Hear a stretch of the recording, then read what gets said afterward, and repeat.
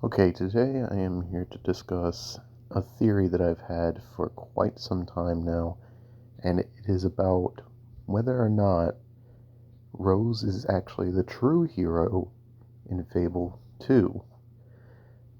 Now, Rose is your sister in the game, but the thing that I've kind of noticed is that usually she would take charge in every situation and would always kind of direct you into the areas that you need to go as if she knows what she's doing. But if you need any further evidence of this, I have some. I wish. So, as you heard, she's the one that makes the wish when it comes to the music box, but there are also other aspects that haven't been taken into consideration. I work for Lord Lucian, miss, and he would very much like to see you in his castle. Now, as you heard, Lucian asks for your sister, and he sends the guard out that specifically states that he was looking for her, not both of you, but only her.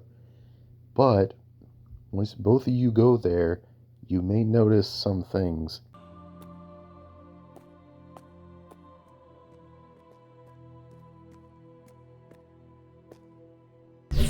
What's that?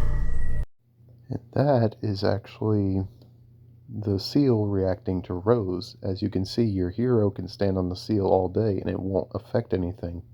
But it's only when Rose stands on it that it starts to actually glow.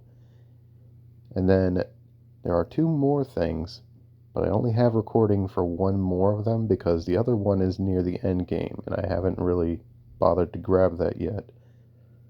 But I will discuss that during the end. Step into the light.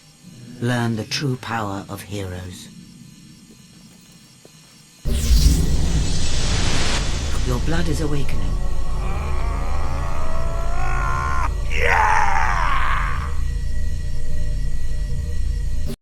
As you can see, your hero only really gets his powers truly unlocked once he steps into a light. And I always find this kind of weird because you're never allowed to use magic until you step into that light, almost as if you're not a true hero until you step in. And even Teresa ends up explaining to you that your hero blood awakens as soon as you step into that light. But the thing that gets me is that it's almost as if somebody's gifting you your powers instead of you actually really unlocking them. And another key aspect that I've also like to bring up is the fact that during the end game, which I don't have the recording for, as I mentioned earlier, you end up dying and you meet your sister in the afterlife. That is a bit of a spoiler, I know, but just play the game. Trust me, you'll kind of put it together when I explain it. But why is it that when you die, your sister is the one that ends up meeting you there to test you to get the music box? It's almost as if every single time the music box is brought up, your sister is always the one that ends up being around it. Almost as if she is the true hero protecting the music box.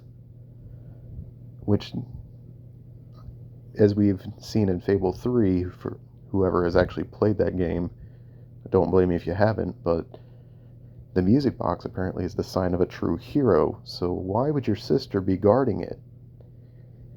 But anyway, this is just my theory, and you're capable of thinking whether or not I'm just crazy or not, but to be honest, I feel like it does make sense, at least in my head. But again, you're able to make your own theories and come to your own conclusions.